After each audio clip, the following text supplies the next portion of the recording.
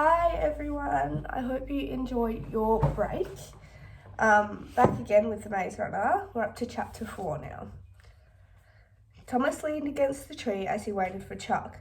He scanned the compound of the glade, this new place of nightmares where he seemed destined to live. The shadows from the walls had lengthened considerably, already creeping up the sides of the ivy-covered stone faces on the other side. At least this helped Thomas know directions. The wooden building crouched in the northwest corner, wedged in a dark earning patch of shadow. The grove trees in the southwest, the farm area, where a few workers were still picking their way through the fields, spread across the entire northeast quarter of the glade. The animals were in the southeast corner, mooing and crowing and baying. In the exact middle of the courtyard, the still gaping hole of the box lay open, as if inviting him to jump back in and go home. Near that, maybe 6 meters to the south, stood a squat building made of rough concrete blocks, a menacing iron door, its only entrance. There were no windows. A large, round handle resembling a steel steering wheel marked the only way to open the door, just like something within a submarine. Despite what he'd just seen, Thomas didn't know which he felt more strongly: curiosity to know what was inside, or dread at finding out. Thomas had just moved his attention to the 4 vast openings in the middle of the main walls of the glade when Chuck arrived. A couple of sandwiches cradled in his arms, along with apples and 2 metal cups of water. The sense of relief flooded through Thomas, surprised him. He wasn't completely alone in this place. Fry Pan wasn't too happy about me invading his kitchen before supper time, Chuck said, sitting down next to the tree, motioning to Thomas to do the same. He did, grabbed the sandwich, but hesitated, the writhing, monstrous image of what he'd seen in the shack popping back into his mind.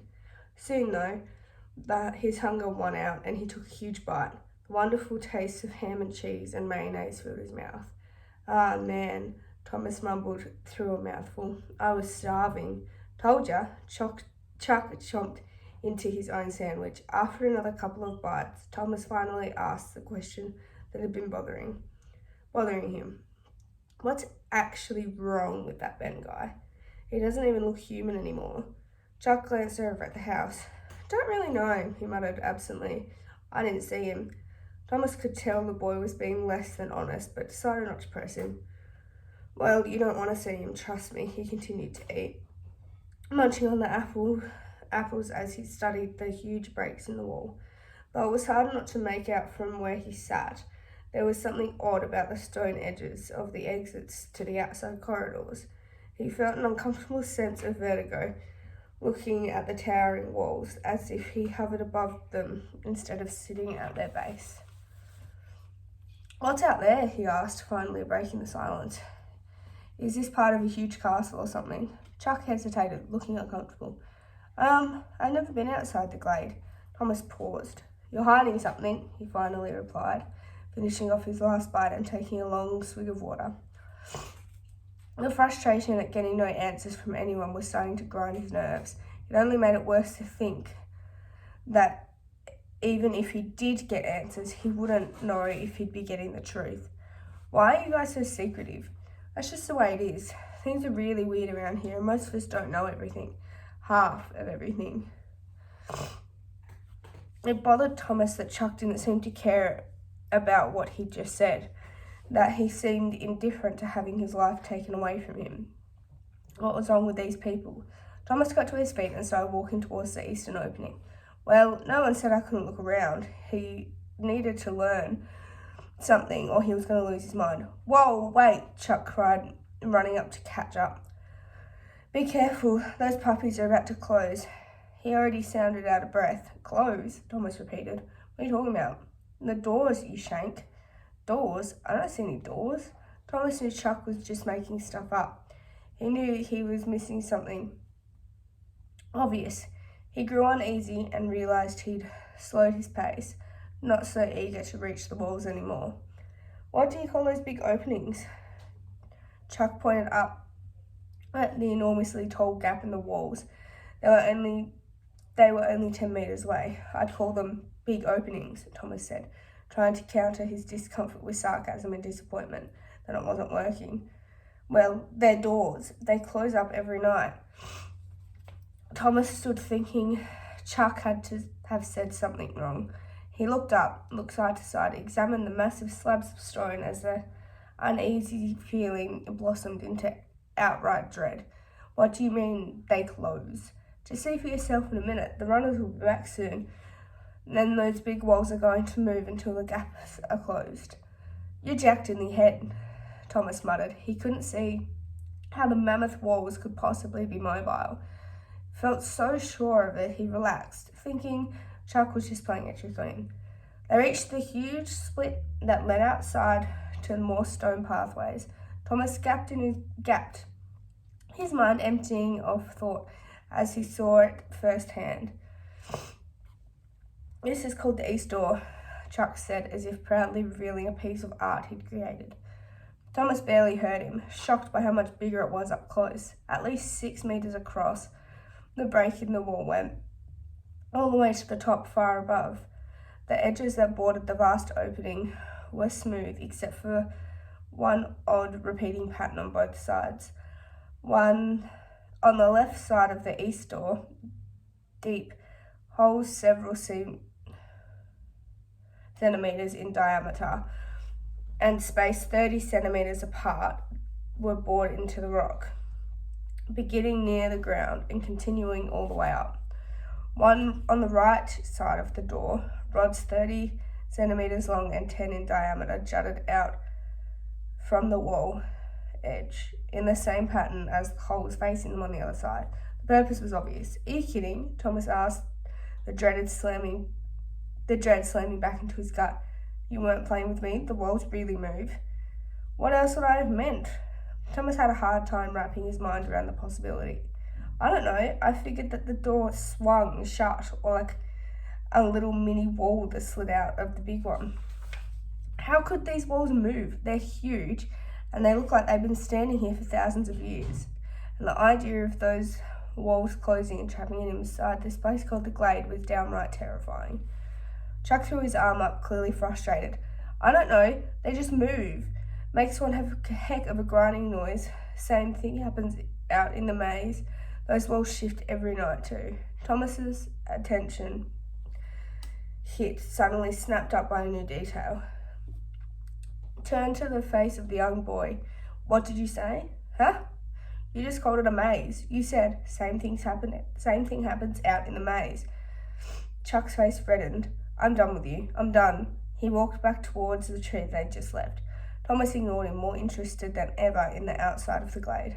A maze in front of him, through the east door. He could make out passages leading to the left, to the right, and straight ahead, and the walls of the corridors were similar to those surrounded the glade. The ground made of the same massive stone blocks as the courtyard. The ivy seemed thicker out there.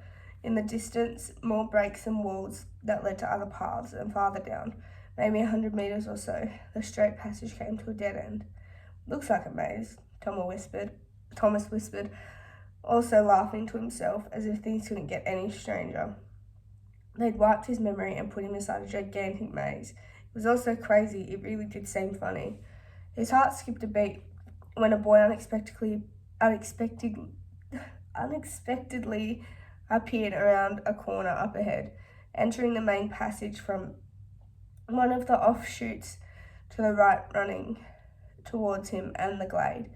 Covered in sweat, his face red, clothes sticking to his body, the boy didn't slow down, hardly glancing at Thomas as he went past. He headed straight for the squat concrete building located near the box. Thomas turned as he passed, his eyes riveted to the exhausted runner, unsure why this new development surprised him so much. Why wouldn't people go out and search the maze? Then he realised others were entering through the remaining 3 glade openings, all of them running and looking as raged as the guy who just whisked by him. They couldn't be much good about the maze if guys were coming back looking so weary and worn. He watched, curious, as they They met at the big iron door of the small building. One of the boys turned the rusty handle, grunting with effort. Chuck had said something about the runners earlier. What had they been doing out there? The big door finally popped open with a deafening squeal of metal against metal. The boys swung it wide. They disappeared inside, pulling it shut behind them with a loud clonk. Thomas stared, his mind churning to come up with any possible explanation for what he just witnessed. Nothing developed, but something about that creepy old building gave him goosebumps and a disquieting chill. Someone tugged on his sleeves, breaking him from his thoughts. Chuck had come back. Before Thomas had a chance to think, questions were rushing out of his mouth. Who are those guys? What are they doing? What's in that building? He wheeled around and pointed to the east door. And why do you live in a freaking maze? He felt a rattling pressure of uncertainty, making his head splinter with pain. I'm not saying another word, Chuck replied, a new authority filling his voice. I think you should get to bed early. You'll need your sleep. He stopped and held up a finger, prickling his right ear. It's about to happen. What? Thomas asked, thinking it kind of strange that Chuck was suddenly acting like an adult instead of a little kid desperate for a friend he'd only been moments earlier. A loud boom exploded through the air, making Thomas jump. It was followed by a horrible crunching, grinding sound. He stumbled backwards and fell to the ground. It felt as if the whole earth shook. He looked around, panicked. The walls were really closing, trapping him inside the glade. An onrushing sense of claustrophobia stifled him, compressed his lungs as if water just filled their cavities. Calm down, Greenie, Chuck yelled over the noise. It's just walls. Thomas barely heard him, too fascinated, too shaken by the closing of the doors. He scrambled to his feet and took a few trembling steps back for a better view, finding it hard to believe what his eyes were seeing. The enormous stone wall to the right of them seemed to defy every known law of physics as it slid along the ground, throwing sparks and dust as it moved rock against rock. The crunching sound rattled his bones. Thomas realized that only that wall was moving, heading for its neighbor to the left, ready to seal shut with its protruding rods slipping into the drilled holes across from it.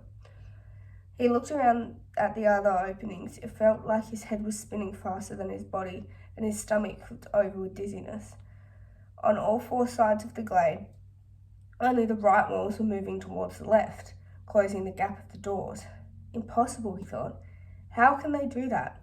He fought the urge to run out there, slip past the moving slabs of rock before they flee the glade.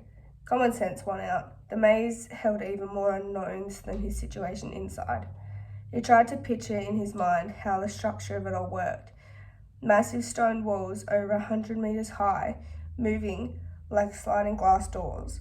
An image from his past life then flashed through his thoughts.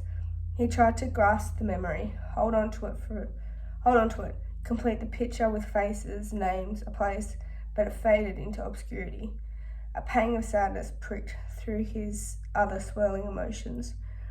He watched as the right wall reached the end of its journey, its connecting rods finding their mark and entering without a glitch. An echoing boom rumbled across the glade as all four doors sealed shut for the night. Thomas felt one final moment of trepidation, a quick slice of fear through his body, and then it vanished. A surprising sense of calm eased his nerves. He let out a long sigh of relief. Wow, he said, feeling dumb. That's such a monumental understatement. Ain't nothing, as Albie would say, Chuck murmured. You kind of get used to it after a while. Thomas looked around one more time. The feel of the place was completely different now that the walls were solid with no way out. He tried to imagine the purpose of such a thing, and he didn't know which guess was worse, that they were being sealed in or they were being protected from something out there. The thought ended his brief moment of calm, stirring in his mind a million possibilities of what might live in the maze outside, all of them terrifying. Fear gripped him once again. Come on, Chuck said, pulling Thomas's sleeve a second time. Trust me, when nighttime strikes, you want to be in bed. Thomas knew that he had no other choice. He did his best to suppress everything he was feeling and followed. And that's the end of the chapter.